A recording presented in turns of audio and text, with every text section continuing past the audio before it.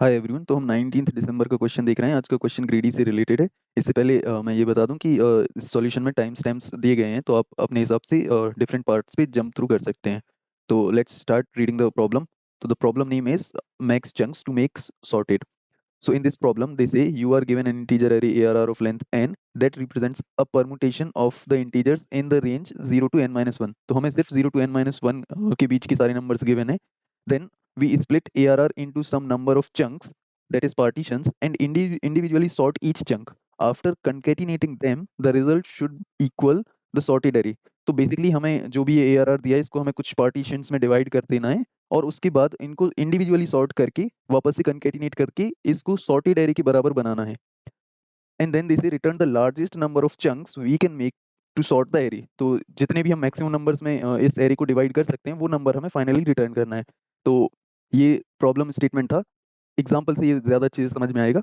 तो let's see the examples. So in first example this is our ARR। Now the answer is 1। How? Let's see. तो देखिए हमें ना इसको multiple portions में डिवाइड करना है। अगर हम सिर्फ इसके पहले इंटीजर पे ध्यान देना तो वो 4 है, राइट, और यही इसका मैक्सिमम नंबर भी है इसमें।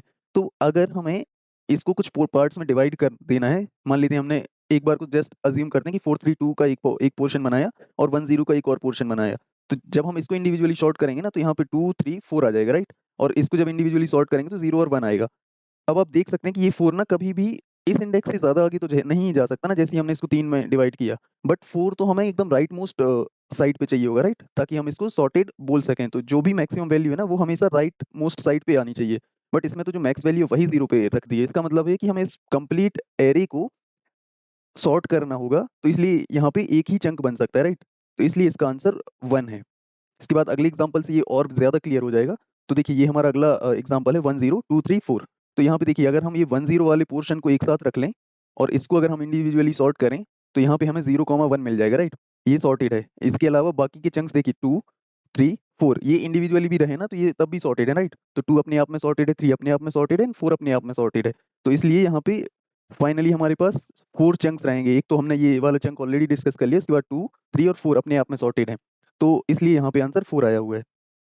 इसके बाद कंस्ट्रेंट्स बहुत ही ज्यादा लूज हैं। एन की वैल्यू सिर्फ 10 ही हो सकती है यहाँ पे, तो मैक्सिमम एलिमेंट्स हमें 10 ही दिए हैं। और अगेन ARRI जो भी है वो 10 से छोटा ही रहेगा हमेशा। इसके अलावा देखिए कि ARR में सारे के सारे एलिमेंट्स यूनिक हैं। तो फिर अब इसके सॉल्यूशन के बारे में सोचते हैं। तो सबसे पहले ऑब्वियस सी बात है, हमें ब्रूट फोर्स ही फाइंड करना चाहिए।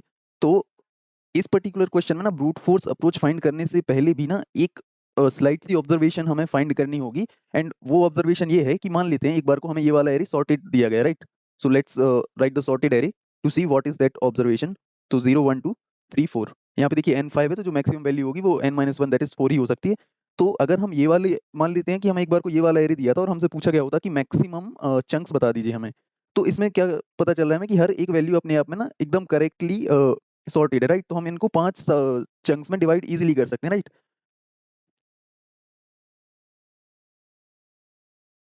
और दूसरी बात ये है कि ये सारे ना अपने आप में सारी की सारी चंक्स ना अपने आप में सब एरेज भी तो हैं। ये अपने आप में एक सब एरे है, ये अपने आप में एक सब एरे है, ये अपने आप में एक सब एरे है, और ऐसे करके ये पांचों वैल्यूज ना सब एरेज हैं। जब हम इनको कनेक्ट करेंगे, सब एरे की डेफिनेशन तो यही होती है ना कि कंटिग्यूअस होता है, राइट।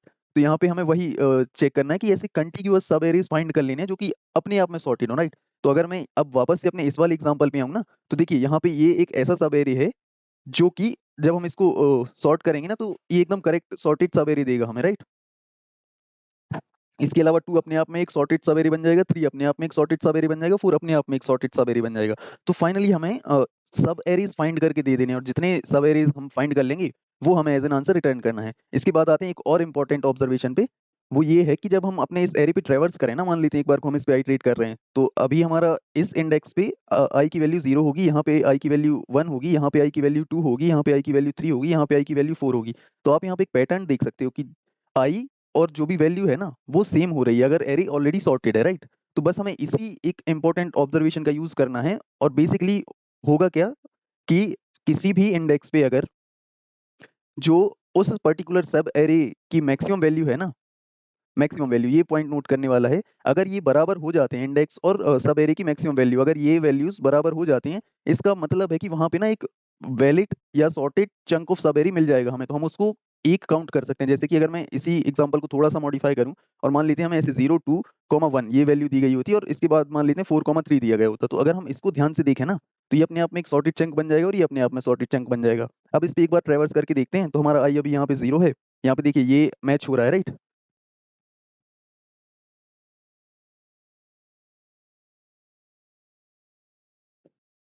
तो ये वाला फंडा समझने के लिए ना मैं क्या कर रहा हूँ, एक बार एक दूसरा एग्जांपल ले रहा हूँ, इसी को थोड़ा-सा मॉडिफाई कर रहा हूँ। तो मान लेते हैं कि हमें हमारा एरे कुछ ऐसा दिया गया होता 1, 2 देन 0 एंड इसके बाद हमें यहाँ पे 4, 3 दिया गया होता। तो हम देख सकते हैं कि ये एक चंक बन जाएगा और ये दूसरा चंक बन जाएगा। अब इस पे एक बार आइटरेट करके देखते हैं। तो हमारा i होगा यहाँ पे 0 यहाँ पे 1 होगा और यहाँ पे i 2 होगा, राइट? बट इस सब एरे का जो मैक्सिमम है वो 2 है। तो आप देख सकते हो कि यहाँ पे इस पर्टिकुलर सब एरे के लिए ना जो मैक्स है और जो हमारा आई है वो इक्वल हो जा रहा है। तो हम यहाँ पे इसको एक चंक बोल सकते हैं और ये बात सही भी है। हम अगर इसको सॉर्ट करेंगे तो 0, 1, 2 मिल जाएगा हमें। अब इस पे हम अगर वापस आई को और आगे बढ़ाएं तो यहाँ पे आई की वैल्यू 3 होगी, यहाँ पे आई की वैल्यू 4 होगी। तो अगर हम इस सब एरे का मैक्सिमम फाइंड करेंगे ना, तो यहाँ पे मैक्सिमम 4 आएगा। तो अगेन यहाँ पे 4 एंड 4 इक्वल हो जा रहे हैं, तो इसलिए हम इसको भी एक चंक काउंट कर लेंगे। तो यहाँ पे लॉजिकल भी है, अगर हम इसको 3 और 4 लिखें तो ये देखिए हमें हमारा पूरा सब एरे सॉर्टेड मिल गया है और हमें अपने नंबर ऑफ चंक्स भी मिल गए। यहाँ पे 2 चंक्स बनेंगे और यही हमारा आंसर है। तो बस ऑब्जर्वेशन बस इतनी सी ही थी कि कभी भी अगर हमारी जो मैक्सिमम वैल्यू है एरे में वो इंडेक्स की बराबर हो जाती है, तो हम वहां पे अपने चंक का काउंट बढ़ा देंगे और इस तरीके से हम इसको ग्रीडी वे में सॉल्व कर लेंगे। तो ये इसकी ऑब्जर्वेशन थी। तो हमें करना क्या है, हमें बस एक आई पॉइंटर लेना है और एक मैक्स वैल्यू लेनी है।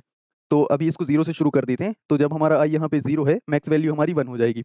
तो यहाँ पे देख सकते हैं हम कि हमारा आई और मैक्स वैल्यू दोनों बराबर नहीं है। अगर ये बराबर नहीं है तो हमें कुछ नहीं करना है, आगे बढ़ जाना है। तो हमने अपना आई पॉइंटर आगे बढ़ाया और अब हमारा इंडेक्स यहाँ आ जाएगा। और मैक्सिमम वैल्यू को हम फिर से अपडेट करेंगे तो मैक्सिमम वैल्यू 2 है, ये देख सकते हो आप। अभी भी ये बराबर नहीं है, तो हमने कहा ठीक है, हम आगे गए। फिर हम यहाँ आए तो यहाँ पे हमारे इंडेक्स की वैल्यू 2 हो गई और मैक्स वैल्यू अभी अपडेट नहीं होगी, राइट? तो अब यहाँ पे आप देख सकते हो कि मैक्स वैल्यू और जो हमारा इंडेक्स है वो बराबर है। तो हमने यहाँ पे अपने जो भी चंक्स का काउंट था उसको हम 0 से शुरू करेंगे, तो हम इसको प्लस प्लस कर देंगे तो अब हमारा चंक 1 हो गया। इसके बाद अगेन हम अपने पॉइंटर को आगे मूव करेंगे तो अब हमारा आई यहाँ पे 3 हो जाएगा और मैक्स वैल्यू देखिए अब अपडेट हो जाएगी, क्योंकि हमारे पास हमें एक बेटर वैल्यू मिल रही है 4, तो हम इसको अपडेट करके 4 में कन्वर्ट कर देंगे। अब देखिए यहाँ पे अगेन बराबर नहीं है वैल्यूज, तो हम चंक्स को प्लस नहीं करेंगे। फिर हमारा इंडेक्स मूव होगा 4 पे आ जाएगा।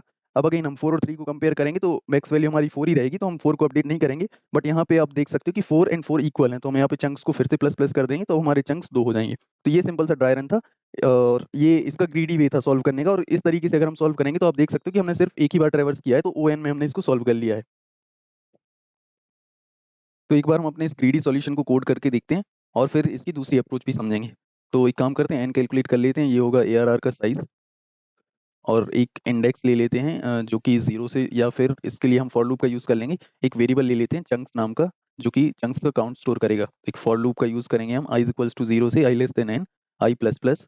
और हाँ, हमें एक मैक्स वैल्यू भी लेके रखनी थी, राइट? तो यहाँ पे एक मैक्स वैल्यू भी ले लेते हैं हम, जो कि 0 से स्टार्ट कर देते हैं हम इसको। और यहाँ पे आके हम सबसे पहले तो अपनी मैक्स वैल्यू अपडेट कर देंगे। तो ये होगी max of Maxwell comma current integer. तो करंट इंटीजर हमें ए आर आर ऑफ 0 पे, सॉरी 0 पे नहीं, ए आर आर ऑफ आई पे मिल जाएगा।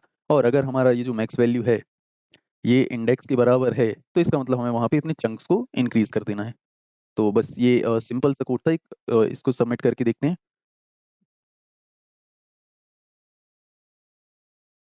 एंड गिवन टेस्ट केसेस तो पास हो रहे हैं। Let's try submitting this. और इस तरीके से हमने इस क्वेश्चन को सॉल्व कर लिया। तो ये तो थी इसकी पहली अप्रोच। अगर आप इसके टॉपिक्स में जाके चेक करेंगे ना, तो यहाँ पे आप देख सकते हो कि एरे, स्टैक, ग्रीडी, सॉर्टिंग और मोनोटोनिक स्टैक, ये सारे टॉपिक्स भी मेंशन किए गए हैं। तो सी हमने यहाँ पे ग्रीडी से इसको बहुत इजीली सॉल्व कर लिया, बट जस्ट कि हमें अंडरस्टैंडिंग होनी चाहिए, हम इसको स्टैक से कैसे सॉल्व कर सकते हैं वो भी समझ लेते हैं एक बार। तो स्टैक से सॉल्व करने का लॉजिक भी अगेन सेम ही है कि जैसे हमने यहाँ पे मैक्स वैल्यू और इंडेक्स को कंपेयर किया था, यहाँ पे हम वही सेम काम स्टैक की हेल्प से कर रहे होंगे। तो लॉजिक वही है कि अगर हम एक स्टैक बनाए ना, सपोज ये हमारा स्टैक है, तो ये किसी भी पॉइंट ऑफ टाइम पे ना सिर्फ एक चंक को स्टोर कर रहा होगा। जैसे अगर मैं यहाँ पे इस चंक को देखूं तो ये क्या स्टोर करेगा, 0, 1 एंड 2। अब अगेन चूंकि ये सॉर्टेड है, तो ये 0 और 1 को स्टोर नहीं करेगा और सिर्फ 2 को स्टोर कर लेगा। ऐसे ही फिर हम अगर इसमें जाएं तो ये जैसे मैं अगर इसको इसी सेम ऑर्डर में लिखूं ना, तो 1, 2, 0 और यहाँ पे 3, 4। तो स्टैक से सॉल्व करने का बेसिक लॉजिक अगेन सेम ही है कि किसी भी पॉइंट पे जो हमारे स्टैक है ना, वो एक चंक की सिर्फ मैक्सिमम वैल्यू को स्टोर करेगा और सारी वैल्यूज को स्टोर नहीं करेगा। तो जब हम लास्ट में अपने स्टैक का साइज फाइंड करेंगे ना, तो उसमें सिर्फ मैक्सिमम वैल्यूज ही रहेंगी हर चंक की। अब वो मैक्सिमम वैल्यूज हमें कैसे स्टोर करनी है वो हमें फाइंड करना है। तो एक बार के लिए मैं क्या कर रहा हूँ, अपने स्टैक में ये सेम की सेम वैल्यूज लिख दे रहा हूँ। तो सबसे पहले हमें 1 मिल रहा है, फिर 2 मिल रहा है, फिर 0 मिल रहा है, फिर 4 मिल रहा है और फिर 3 मिल रहा है। तो अगर आप इसको यहाँ से देखेंगे ना, हमने कल भी एक क्वेश्चन किया था मोनोटोनिसिटी वाला, राइट? तो यहाँ पे आपको कई जगह मोनोटोनिसिटी ब्रेक होती हुई दिख रही होगी, राइट? हमें यहाँ पे इसी ब्रेकिंग का यूज करना है और सिर्फ किसी भी पॉइंट ऑफ टाइम पे सिर्फ मैक्सिमम वैल्यू को स्टोर करा लेना है। और अगर हम ऐसा करेंगे तो ये क्वेश्चन इजीली सॉल्व हो जाएगा। तो ये बहुत छोटा एग्जांपल है, इससे 100% क्लैरिटी नहीं मिलेगी, तो मैं एक काम कर रहा हूँ, दूसरा एग्जांपल ले ले रहा हूँ। तो मैंने यहाँ पे ये वाला एग्जांपल ले लिया। इसमें आपको दिख रहा होगा कि यहाँ पे 4 चंक्स हैं, 0 अपने आप में सॉर्टेड है। फिर इस सब एरे को हम अलग से इंडिविजुअली सॉर्ट करेंगे और जब हम इसको सॉर्ट करके लिखेंगे तो 0 के लिए 0 के बाद हमें 1 मिल जाएगा, फिर 2 3 4 एज इट इज मिल जाएंगे और लास्ट में 5 यहाँ पे आ जाएगा। और फिर 5 और 6 कंटिन्यू कर जाएंगे अपने आप में। और फिर हम ये 8 और 7 को अलग एक चंक मान के सॉर्ट करके जब ऐड करेंगे तो ये हमें 0 से लेके 8 तक की सारी वैल्यूज देखने को मिल जाएंगी। तो हम क्या करेंगे, यहाँ पे अपने एरे पे आइटरेट करेंगे और ये सारी वैल्यूज को हम अपने स्टैक में स्टोर कराएंगे इन सच अ वे कि सारी चंक्स का सिर्फ मैक्सिमम वैल्यू ही हम स्टोर करें और कोई भी छोटी वैल्यूज आए तो हम उनको अपने स्टैक में एंट्री ना दें। तो सबसे पहले हम 0 पे आए, तो हमने 0 सिंस अब ये स्टैक खाली था तो हमने यहाँ पे 0 को पुश कर दिया। फिर हम अपने अगले इंडेक्स पे जाएंगे तो अब हमें वैल्यू 5 मिल रही है, राइट? तो अगर हम वैल्यू 5 को पुश करेंगे तो देखिए हमारी मोनोटोनिसिटी एकदम कंटिन्यू कर रही है। फिर हम अपने अगले इंडेक्स पे गए तो हमें यहाँ पे वैल्यू 2 मिली। तो देखिए अगर हम इसको 2 को पुश कर देंगे ना तो मोनोटोनिसिटी यहाँ पे ब्रेक हो जाएगी। 5 के बाद हमें एक छोटा नंबर मिल रहा है तो हम इस 2 को पुश नहीं करेंगे। फिर हम अगली वैल्यू पे गए, अब हमें अगली वैल्यू 4 मिल रही है तो हम यहाँ पे 4 को भी पुश नहीं करेंगे क्योंकि again for the same reason यहाँ पे 4 छोटा है हमारे स्टैक के टॉप से, तो हम इसको भी पुश नहीं करेंगे। फिर हम 3 पे गए तो यहाँ पे आप देख सकते हो कि 3 जो है एक छोटी वैल्यू है तो हम यहाँ पे 3 को पुश नहीं करेंगे। फिर हम 1 पे गए तो यहाँ पे अगर हम 1 को पुश करेंगे तो अगेन सेम रीजन की वजह से हम इसको भी पुश नहीं करेंगे। तो जब भी हमें स्टैक के टॉप से छोटी वैल्यू मिल रही है ना तो हम इसको पुश नहीं करेंगे। फिर हम जाएंगे अपनी अगली वैल्यू पे तो यहाँ पे हमें 6 मिलेगा तो हमने यहाँ पे 6 को पुश कर दिया।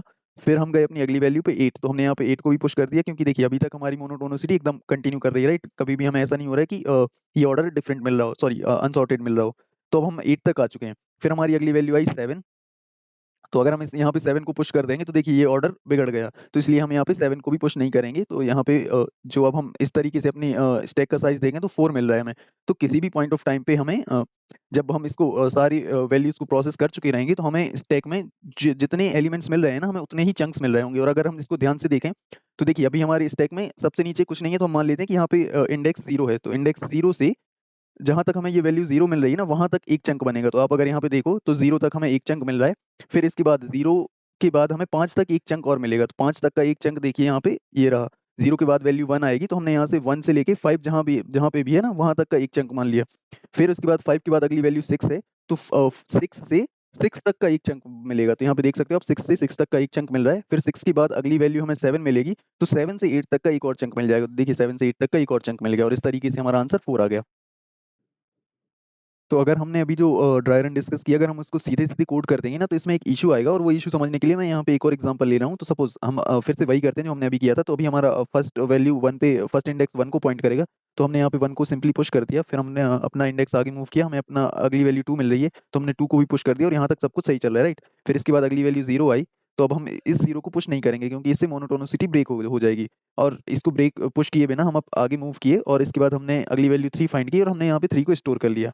तो यहाँ तक हमें अपना जो स्टैक है वो एकदम मोनोटोनिक मिला और इसका साइज 3 है। बट अगर इसको हम सच में देखें तो क्या हमें 3 चंक्स बनाने की जरूरत है, मतलब 3 चंक बना पाएंगे? The answer to that is no. क्यों? क्योंकि देखिए ये पूरा एक ही चंक बन पाएगा, राइट? 0 1 2। क्योंकि हम यहाँ पे ऐसे नहीं कर सकते हैं कि सिर्फ 1 को अकेले को सॉर्टेड मान लें। तो ये अगर हमने 1 को अकेले को सॉर्टेड मान लिया एंड 2 को अकेले को सॉर्टेड मान लिया तो इसके बाद ये कह रहे हैं कि 2 के बाद जो हमारा अगला नंबर आएगा ना वो होगा 3। तो 3 से 3 तक एक सॉर्टेड चंक बन जाएगा। तो हमने ये अगर कर दिया तो देखिए हुआ क्या, 1 अपने आप में सॉर्टेड था, 2 अपने आप में सॉर्टेड था और 3 अपने आप में सॉर्टेड था। बट ये 0 तो बीच में आ गया ना इनकी, तो ये फेल हो रहा है यहाँ पे। तो इसका रीजन ये है फेल होने का कि जब हम यहाँ पे 0 मिला था ना हमें थर्ड इंडेक्स के लिए, जब हमें थर्ड इंडेक्स के लिए 0 मिला था तो हमें यहाँ पे 0 को पुश तो नहीं ही करना था बट सिर्फ 2 तक हमें एक चंक फॉर्म करना था। तो 0 देखिए 0 इस 2 से और 0 इस 1 से भी, तो हमें इस 1 को भी पॉप करना होगा इससे। और सिंस हम इस 2 को लूज ना कर जाए तो हम क्या करेंगे, पहले इस 2 को कहीं पे स्टोर करा लेंगे। तो जब भी हमें ऐसी कंडीशन मिलेगी कि हमारा जो स्टैक का टॉप है ये छोटा है किससे, हमारी करंट वैल्यू से, तो इस टाइम पे हमें क्या करना है, हमारी मैक्स वैल्यू अभी तक जो है, मैक्स वैल्यू ऑब्वियस सी बात है कि हमें स्टैक के टॉप पे मिल जाएगी तो हम इसको स्टोर करा लेंगे और फिर इस स्टैक से वैल्यूज को पॉप करना चालू कर देंगे, तो जब तक कि हमें वो मोनोटोनिसिटी वापस से रिस्टोर होती ना दिख जाए। तो अभी देखिए यहाँ पे हमें 0 मिल रहा है, तो हमने सबसे पहले तो इस 2 को स्टोर करा लिया अपने एमवी में और यहाँ से कर दिया पॉप। इसके बाद अभी देखिए 0 हमारा बड़ा है स्टैक के टॉप से, जो करंट स्टैक का टॉप है, तो हम इसको भी पॉप कर देंगे और यहाँ पे अब ये खाली हो चुका है। तो जब ये खाली हो चुका है तो हम अपने ये मैक्सिमम वैल्यू को वापस से इसमें रिस्टोर कर देंगे। तो हमने यहाँ पे 2 को वापस पुश कर दिया। तो अभी देखिए हमारी जो मोनोटोनिसिटी है वो बैलेंस्ड है, और इस इंडेक्स तक अगर हम लॉजिकली भी देखें तो सिर्फ एक ही चंक बनना चाहिए, राइट? तो इसीलिए अभी हमारे स्टैक में सिर्फ एक ही वैल्यू है। फिर हम आगे मूव करेंगे तो हमें अगली वैल्यू 3 मिलेगी, तो हम यहाँ पे 3 को एज इट इज पुश कर देंगे। तो अब देखिए हम अपना पूरा एरे प्रोसेस कर चुके हैं, स्टैक हमारा मोनोटोनिक है और इसका साइज 2 है, और लॉजिकली भी अगर आप यहाँ पे देखोगे ना तो देखिए ये पूरा एक चंक बन गया और ये पूरा एक और चंक बन गया। तो इस तरीके से हमारा आंसर 2 हो गया। तो बस हमें ये एक और कंडीशन ध्यान में रखनी थी कि जब भी हमारे स्टैक का टॉप छोटा होगा तो हमें मैक्सिमम वैल्यू का लॉस ना हो, इसलिए हम इसको स्टोर करा लेंगे और सारी की सारी बड़ी वैल्यूज को रिमूव करते रहेंगे। तो ये दूसरा कोड था, इसको भी जल्दी से कोड करके देखते हैं। तो जल्दी से हम स्टैक वाले तरीके से भी सॉल्व कर लेते हैं। तो इसके लिए हम एक स्टैक बना लेते हैं और इसके अलावा बस हमें सिर्फ अपने इस हैरी पे आइटरेट करना है। तो यहाँ पे हम एक नम वेरिएबल में स्टोर करा लेंगे वैल्यूज। और अब यहाँ पे 2 ही केसेस पॉसिबल है, राइट? कि अभी तक हमारा स्टैक एम्प्टी था, या फिर जो स्टैक की टॉप पे वैल्यू है वो छोटा है हमारे नम से। तो अगर ऐसा वाला केस है तो इफ स्टैक डॉट एम्प्टी, या फिर जो स्टैक डॉट टॉप है वो छोटा है किससे? हमारी नम से। तो हम इस केस में सीधे सीधे नम को पुश कर सकते हैं, तो स्टैक डॉट पुश नम। और दूसरा केस पॉसिबल है कि हमें अब कोई ऐसी वैल्यू मिल रही है जो कि छोटी है, राइट? तो एल्स केस में क्या होगा कि करंट वैल्यू या num is smaller than stack top. तो अगर ऐसा है तो इस केस में हमें क्या करना पड़ेगा, जो मैक्स वैल्यू है उसको स्टोर करा के रखना होगा, राइट? तो एक काम करते हैं, एक मैक्स वैल्यू नाम का वेरिएबल ले लेते हैं और इसमें स्टोर करा लेंगे हम स्टैक की टॉप वैल्यू, और इसको पॉप भी कर देंगे यहाँ से। और इसके अलावा हमें क्या करना पड़ेगा, सारी वैल्यूज जो कि हमारी करंट वैल्यू से बड़ी हैं उन सबको रिमूव करना होगा। तो remove all the large values then num. तो while not stack dot empty, ऐसा ना हो कि स्टैक खाली ही है और हम रिमूव करने का ट्राई कर रहे हैं। एंड देन जो स्टैक स्टैक का टॉप है वो अगर छोटा है किससे, सॉरी वो अगर बड़ा है किससे? नम से। तो हमें उस केस में क्या करना पड़ेगा, स्टैक से उस वैल्यू को पॉप कर देना है। और इसके बाद जब हम ये कर चुके हैं, हमारा लूप पूरा चल चुका रहेगा, तो हमें स्टैक में अपनी वापस से जो भी हमारी मैक्स वैल्यू है उसको रिस्टोर कर देना है, ताकि हमें लास्ट में सही काउंट मिल जाए। तो जब हम इतना कर चुके हैं तो ये लूप चलने के बाद हमारे स्टैक में सिर्फ हर चंक की मैक्सिमम वैल्यू ही स्टोर हो रही होगी। तो हम यहाँ पे रिटर्न कर देंगे स्टैक का साइज। एक बार इसको भी रन करके देखते हैं। And this has also passed all the given test cases. Let's try submitting this once. And we have solved this question by the help of stack also. तो again जो main logic था वो वही था कि हमें हर चंक की ना मैक्सिमम वैल्यू ही फाइंड करनी है। तो हम वो सीधे सीधे कंपैरिजन से भी निकाल सकते थे, and that way is much more intuitive than this stacks way. But again सीखने के लिए ये भी जरूरी था, तो हमें ये तरीका भी पता होना चाहिए। और मोनोटोनिक स्टैक पे ना बहुत सारे क्वेश्चंस बनते हैं। इस इन क्वेश्चंस के अलावा ना, एक तो कल हमने ये मोनोटोनिक स्टैक का क्वेश्चन देखा था, एक आज हम देख चुके हैं। इसके अलावा कुछ बहुत फेमस क्वेश्चंस है, जैसे कि डेली टेम्परेचर करके एक क्वेश्चन आपको लीड कोड पे मिल जाएगा, वो बहुत ही इंपॉर्टेंट क्वेश्चन है और मतलब एकदम क्लासिक क्वेश्चन है ये मोनोटोनिसिटी को समझने के लिए। इसके अलावा next greater element and next smaller elements, ये कुछ बहुत फेमस क्वेश्चन है जो कि मोनोटोनिक स्टैक पे बनते हैं। तो आई वुड रिकमेंड कि उन क्वेश्चंस को भी एक बार देख लीजिएगा आप, और अगर आप वो कर चुके रहेंगे ना तो फिर ये क्वेश्चंस ना बहुत ईजी हो जाएंगे एक बार वो समझ में आ जाए तो। सो या this is it for this question. अच्छा, इसके पहले टाइम कॉम्प्लेक्सिटी और डिस्कस कर लेते हैं। तो अगेन हमने सिर्फ एक बार ही आइटरेट किया है अपने पूरे एरे पे, और इसके अलावा हमने यहाँ पे अंदर भी एक लूप चला रखा है। बट आप समझ सकते हैं कि यहाँ पे अगर हमने एन एलिमेंट्स पुश किए हैं तो हम मैक्सिमम एन एलिमेंट्स ही पॉप कर पाएंगे। तो इसलिए इसकी जो टाइम कॉम्प्लेक्सिटी है वो हम मैक्सिमम 2n बोल सकते हैं। तो 2n इसकी टाइम कॉम्प्लेक्सिटी हो जाएगी, और स्पेस के लिए भी हमने ओ एन स्पेस ले रखी होगी। बट इस क्वेश्चन के लिए तो ये एकदम ही सेंसलेस हो जाती है, क्योंकि जो n की वैल्यू है वो 10 ही है। बट अगेन अगर n 10⁵ भी होता तब भी हम इसको इजीली अपने सॉल्यूशन से कवर कर लेते। तो ये टाइम एंड स्पेस कॉम्प्लेक्सिटीज थी। आई होप कि ये समझ में आया होगा। So this is it for this question. Thank you, see you.